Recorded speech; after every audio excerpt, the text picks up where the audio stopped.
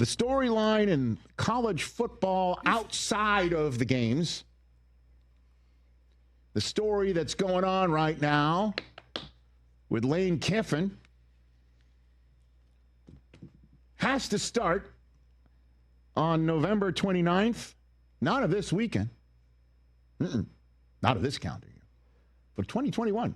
It was on November 29th of 2021 that Notre Dame head coach Brian Kelly was in the home of a recruit in Vancouver, Washington, named Tobias Merriweather. Now, as the story goes, Tobias's dad told, after Brian Kelly left, that Brian Kelly was in their living room and got a phone call and had to excuse himself for 15 minutes. Stuck around for another 90 after that with his coaching staff, helped himself to some more of Tobias's family's burnt ends. Oof, that sounds good, TJ. Apparently 2 or 3 helpings before he hit the road. And once Brian Kelly hit the road, according to Tobias's dad, he began receiving texts from a lot of people saying, hey, news is popping that Brian Kelly's leaving Notre Dame for LSU. And according to Tobias's dad, he texted some of the assistants who had just helped themselves to some burnt ends with the head coach this news. And they said, we just asked Coach Kelly, and he said it was BS. Used a different version of that. Well, guess what? Later on that day, it was in fact confirmed. Within less than a day of helping himself to the Merriweather family's burnt ends, he was in a 7 a.m. the next day meeting with Notre Dame players to say in an 11-minute conversation, he was in fact gone to LSU, and here's your new head coach, Marcus Freeman. That was on November 30th, 2021. Smash cut 4 years to the day. Lane Kiffin is at an FBO in Oxford, Mississippi, with a man who I think he might need a restraining order from, Marty Smith of ESPN, telling Marty before he got on the private plane what was going down. He was, in fact, leaving Oxford, Mississippi after a long, drawn-out saga for weeks. And like Brian Kelly before him, leaving a team that has a chance to win a national championship to go to LSU instead, where he thought he had a better chance of getting a national championship. Unless it was this year for Lane Kiffin.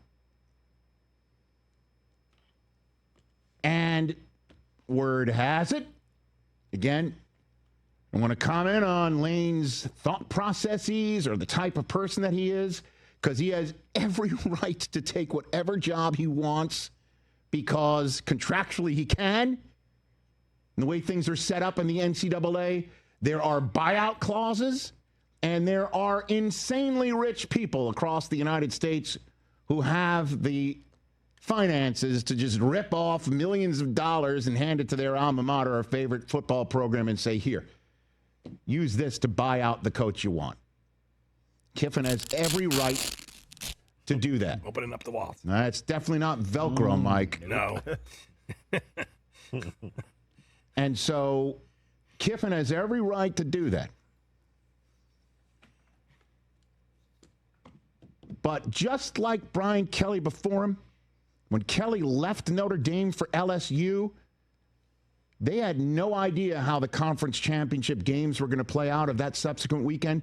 Notre Dame had a chance to make the college football playoffs, and he left without playing that out. And to Kelly's credit, he said, I'm going to a spot where I think I got a better chance to win. Which, as you know, as a Michigan guy, I had a field day with that, saying basically Notre Dame's a stepping stone job. You remember I had a field day with that one. You made meals off of that. Oh, did I ever?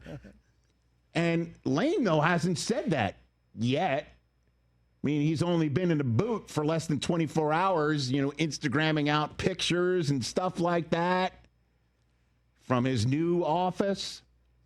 But in the same way he had every right to leave Ole Miss had every right to do what it did,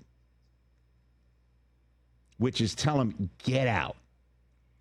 Now, Kiffin, in his statement leaving, he said, I wanted to stay. I was hoping to complete a historic 6-season run by leading Ole Miss through the playoffs, capitalizing on the team's incredible success and their commitment to finish strong and investing everything into a playoff run with guardrails in place to protect the program in any areas of concern. My request to do so is denied by Keith Carter, the athletic director, despite the team also asking him to allow me to keep coaching them so they could better maintain their high level of performance. Unfortunately, that means Friday's Egg Bowl was my last game coaching the Rebels.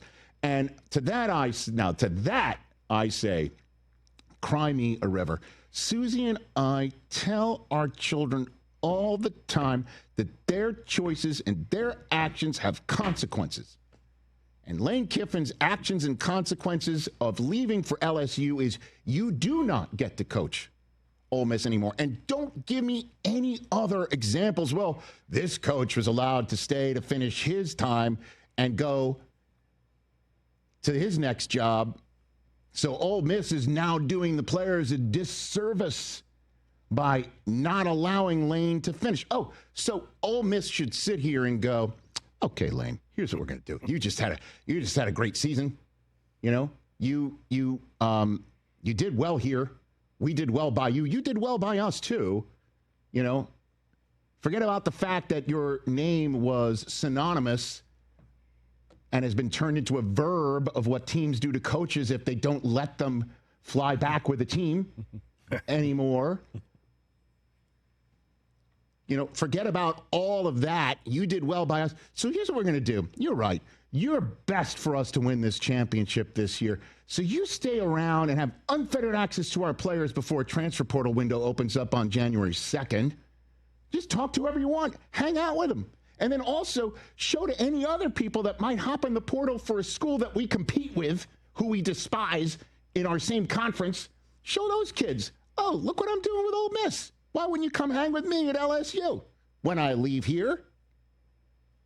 And what if you get one and done in the playoffs? Now what? Oh, see you later. Take whoever you want. Really? Ole Miss should do that to a guy who's basically saying, I'm out? And then on top of it, if you believe all reports at the same time, while he's seeking guidance on what to do, he's also basically telling the offensive staff, there's a beautiful private jet being sent to us from Baton Rouge. You're either on it or you're not. And at the same time, I'll threaten the school, if you don't let me stay, I'll take the players. And instead, you know what Ole Miss did? What Notre Dame did. Get out. And as a matter of fact, we're going to turn the program over to a defensive assistant who's never done it before and see how the kids handle that. If you remember, Marcus Freeman walked in, they went nuts. Right. Yeah. And who's going to the college football playoff, or deserves to, this year? Again, while Brian Kelly's hiring attorneys at law to try and get his money. Who's on the unemployment line after he flopped at LSU? And who's moving on? Why can't Pete Golding be the next Marcus Freeman? See how that works. I think Ole Miss had every right to do what they did and tell the kids, this is your new coach. And all the other offensive assistants and defensive assistants, that's a very nice playing in LSU. How's it been for you here in Oxford? Why not? And as far as, you know, the way it's working in college football just stinks. I think that's the bigger What story. is more, honestly, what is more of a metaphor for the state of college football in America in 2025 than fans of a team livid at losing their coach showing up at a private FBO to boo the coach as he's heading off on a private jet provided by his new institution of football learning. What is more, honestly, what sums up the state of college football more than that? Nothing. Who's the adult in the college football room going to be to say, listen, if we are professionalizing this thing slowly but surely, inching our way, moment by moment, portal by portal, NIL by NIL, college football playoff committee by college football playoff committee, inch by inch, who's going to be the one to basically say contracts where there isn't a buyout? Could you imagine the New York Giants? I think Florio made this analogy, and he was spot on. What if the Giants could call up Ben Johnson's agent, you know, who also, by the way, represents Dayball, which is the similar situation here. Jimmy Sexton represents the free world. You know, Feinbaum keeps calling him out as the guy who runs college football right now. Yeah. And so what if the Giants could call up Ben Johnson's agent and say, what's your buyout with the Bears? 50 million, 60 million? Done. Right before the Bears go to the playoffs, you just got to come now because free agency opens up right now. Could you imagine? How stupid does this sound? Because this is what's happening in college football. I guess it would be good for content. Yeah. Good for great us. for that. Great for that. Contracts for everybody. And, you know, all of this stuff. Who's the adult in the room to figure this out? Transfer portal windows and all this business and signing periods happening during seasons that are happening now. It's insane. Insane. Honestly, call up that video one more time of the fans at Ole Miss showing up, barking at a coach as he gets on a private jet provided by the school that is buying him out. Right? Who cares if it's predictable? It should not happen. This should not be college sports today. No. I don't think I'm in any way, shape, or form an old man screaming at kids on the front lawn. This is stupid. And it helps no one. Nobody. But hey, for Lane, though, he makes more money. If he thinks he's got a better chance to win, good luck. It didn't work out for Brian Kelly. No, but history has proven that you go to LSU, you win a national championship. Except until now, where maybe you're in a different world where playing fields are much more level and Ole Miss is going, LSU isn't, and Indiana can win it all, and everybody thought that was stupid and crazy. You can win from almost anywhere now. Yeah. And so, listen, if you want to continue following this playbook, which LSU has done now 2 hires in a row, the next home game for LSU basketball is this weekend against Texas Tech. So Lane has 5 more days to rent the water boy to work on his accent when he gets introduced to everybody who's now hailing his arrival. At least Lane has been in the South the last decade. You know what? At least, again, Brian Kelly said, I'm leaving because I got a better chance to go. And he did show up for 11 minutes. And instead, Lane's saying, well, the athletic director won't let me speak to the kids and he won't let me coach here. And the whole thing stinks to the highest of heavens. I get that people don't like Lane, but from 1963 to 2020, LSU had Ole Miss had 3 10-win seasons, and he did it 3 in a row. He's done 4 out of the last 5 years. The guy can coach. I think he kind of had to do this, and I think he is going to win championships there. I am not saying he's a bad coach. I am not saying any of that. I'm saying he had every right to do it. Come out and explain why you did it, just straight up. Don't say Pete Carroll told me Dad said he'd be fine with it. You know what I mean? Like, just come out. They're paying me more money. I think I can win better there. I'm sorry I'm leaving you here. Or, you know what? That would have smoothed things over, I think, a little bit more. But even outside of that, who's the adult in the room to fix this? Where no longer He's sitting on the college game day set. Maybe it is, because Lane even said he should be the next commissioner. Or is it Sankey? Is it Petiti? Or it could be any of the television executives who basically also run the sport. Yeah. Somebody get together and come up with a way where these decisions cannot be made until the season is over. And that's why it synced up for Jim going to the Chargers, because the NFL has a situation where you could finish the season as the Michigan coach and then go get your job in the NFL. Figure it out, man, and save these people the trouble of like, I'm going to go to the FBO. I'm going to go in front of that barbed wire fence and yell at him as he gets on his... Well, what was that?